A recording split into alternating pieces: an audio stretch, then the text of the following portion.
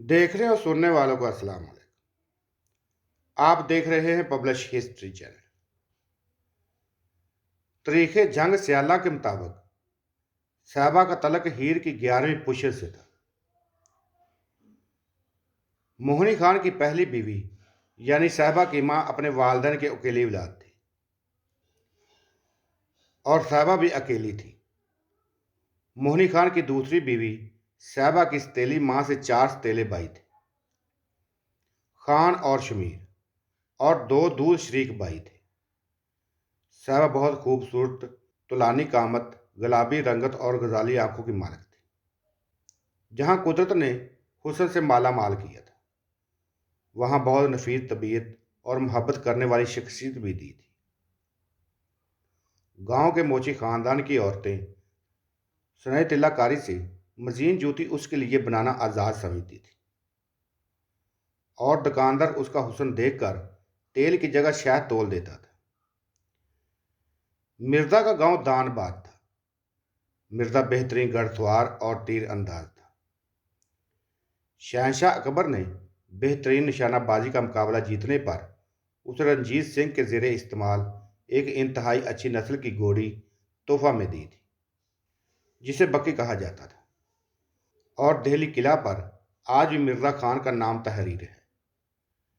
मिर्ज़ा एक गर्मजोश तबीयत का मालिक भी था। जब फतेह बीबी मिर्ज़ा की वालदा को पता चला कि उसका दूध शरीक भाई मोहनी खान सरदार बन गया है, तो मिर्ज़ा को कम उम्री में तालीम के लिए खेवा भेज दिया और इस तरह मिर्ज़ा और साहिबा एक ही मदरसे में पढ़ने जाने लगे। एक बार मदरसे में मुअल्लिम ने मिर्ज़ा को छमक से मारा तो साहिबा ने हथेली बंद कर ली। जब खोली तो उसकी हथेली पर छमक के निशान थे। ये बात पूरे गांव में फैल गई। वक्त गुजरता रहा और उसकी दोस्ती बढ़ती गई। एक दिन मौलवी साहब ने साहिबा को तख्ती पर अलिफ लिखने को कहा, मगर उसने सारी तख्ती पर मिर्ज़ा लिख दिया। मौलवी साहब सजा के तौर साहिबा को चमक मारते हैं और निशान मिर्ज़ा को पढ़ते हैं। इस दौरान साहिबा के सतीले भाई और सतीली वालदा मिर्ज़ा से साहिबा की वजह से झगड़ते रहते हैं। साहिबा के मिर्ज़ा के साथ हवेली से बाहर जाने पर पाबंदी लगा दी जाती है। बात बढ़ी तो मिर्ज़ा को वापस दानाबाद भेज दिया जाता है। करमू बामन जो कपड़े बुनने का काम करता था और साहिबा का महल्लेदार भी था और साहिबा का आशिक भी था। तारीख लिखती है कि साहिबा उससे भी तोहफे तहफ़ लिया करती थी। तारीख दानों ने करमू को साहिबा का नौकर लिखा है। साहिबा मिर्ज़ा से राब्ते के लिए करमू का ही इस्तेमाल करती थी। इसी दौरान साहिबा की सतीली माँ ने अपने रिश्तेदार ताहिर खान चद्दड़ के साथ साहिबा की मंगनी कर दी और शादी की तारीख भी दे दी। ताहिर खान भी जौ हशमत का मजहर था। दूसरी तरफ मिर्ज़ा की भी मंगनी शाही खानदान में तय कर दी गई। फिर साहिबा ने करमू के ज़रिए मिर्ज़ा को पैगाम भेजा कि अगर तुमने मुझसे शादी ना की तो मैं खुदकशी कर लूँगी, मगर ताहिर खान से शादी नहीं करूँगी। जिस दिन करमू ये पैगाम लेकर दानबाद पहुंचा, उस दिन मिर्ज़ा की बहन सैदी की शादी की तैयारियां हो रही थी। उस रात निकाह और अगले दिन रुखसती थी।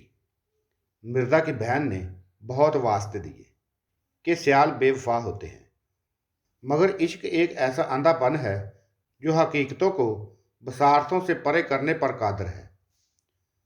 मिर्ज़ा सब कुछ अनसुना करके करमू के साथ खेवा के लिए रवाना हो गया। खेवा में साहिबा की शादी की तैयारियां भी शुरू हो चुकी थी। शाम ढले मिर्ज़ा और करमू खेवा में अपने डेरे पर आ गए। खेवा में ही साहिबा की खाला रहती थी, जो मिर्ज़ा और साहिबा की शादी की हमायती थी। जब उसे मदद के लिए कहा गया तो वो आमादा हो गई और बहुत चालाकी से साहिबा को उसकी हवेली से निकाल कर करमू के डेरे पर ले आई। साहिबा मिर्ज़ा के साथ बक्की यानी घोड़ी पर बैठकर सुबह सर की खेवा गांव से निकले। रास्ते में मिर्ज़ा बहक गया। مرزا داناباد اپنے گاؤں کے پاس پہنچ کر ایک بوڑھے درخت کے نیچے رک گیا۔ سامنے اس کا گھر نظر آ رہا تھا جہاں بین کی ڈولی اٹھ رہی تھی۔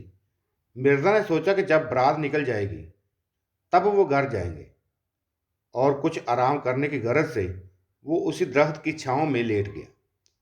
صاحبہ سہمی ہوئی تھی اور مڑ مڑ کر پیچھے دیکھ رہی تھی۔ کہا جاتا ہے کہ اس درخت کے نیچے لیٹی ہوئی صاحبہ کا دھیان درخت پر بیٹھی فاختہ پر پڑا جس کے منہ میں خراک تھی۔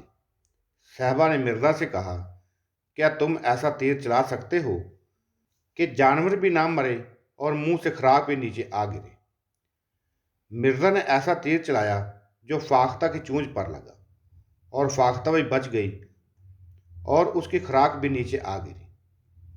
مرزا سارا سفر جاگتا رہا تھا، اس لیے تھکاوٹ کی وجہ سے جلدی سو گیا، مگر صاحبہ کو خوف اور احساس سے جرم نے جگائے رکھا۔ صاحبہ سوچنے لگی کہ مرزا ماہر تیر انداز ہے، بھائی پیچھے آئے تو وہ اس کے بھائیوں کو مار ڈالے گا۔ صاحبہ مہندی کے بجائے اپنے ہاتھ خون سے نہیں رنگنا چاہتی تھی۔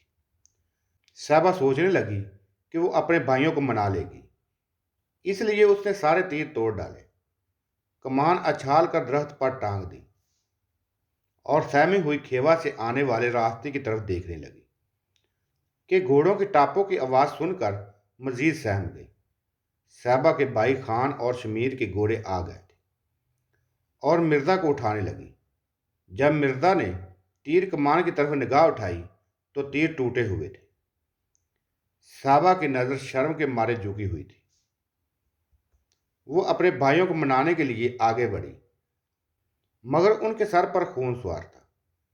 مرزا کو مار دیا گیا۔ مرتے ہوئے ہونٹوں پر کلمہ نہیں، صاحبہ کا نام تھا۔ مرزا کو بچاتے ہوئے صاحبہ بھی زخمی ہوئی اور موت کی وادی میں چلی گئی۔ کچھ کہتے ہیں صاحبہ مرزا کو بچاتے ہوئے ماری گئی، کچھ کہتے ہیں خودکشی کی۔ برگد کا یہ بوڑھا درخت آج بھی داناباد میں موجود ہے۔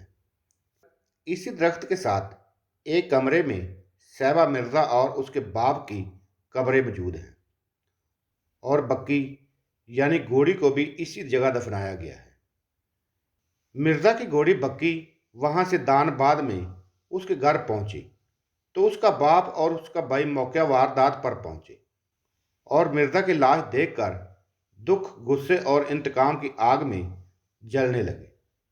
کہا جاتا ہے کہ اس کے بعد شاہی کھرلوں کے ایک بڑے گروہ نے کھیوا پر حملہ کیا اور کھیوا کی اینٹ سے اینٹ بجا دی۔ اس حملے میں شریک سب کھرل گھوڑوں کے بجائے سانڈوں پر گئے تھے۔ انہوں نے مارنے یا مرنے کا عہد کیا تھا۔ گھوڑے پر فرار ہونے کے امکانات ہوتے ہیں، مگر سست رفتار سانڈ پر ایسا رسک نہیں لیا جا سکتا تھا، اس لیے وہ ڈٹ کر لڑے اور انہوں نے اس کا خوفناک بدلہ لیا۔ سندربار کے علاقے میں جہاں مرزا صاحبہ کے عشق کی داستان معروف ہے، وہاں اس انتقام کو بھی منظوم انداز میں کیا جاتا ہے۔ مرزا صاحبہ کی وجہ سے سیالوں اور کھرلوں میں طویل عرصہ تک لڑائیاں ہوتی رہیں۔ اس واقعہ کے بعد 17ویں صدی کے دوسرے عشرے میں دختر کشی یعنی بیٹی پیدا ہوتے ہی مار دینے کا آغاز جنگ میں شروع ہوا۔ یہ 200 سال تک جاری رہا۔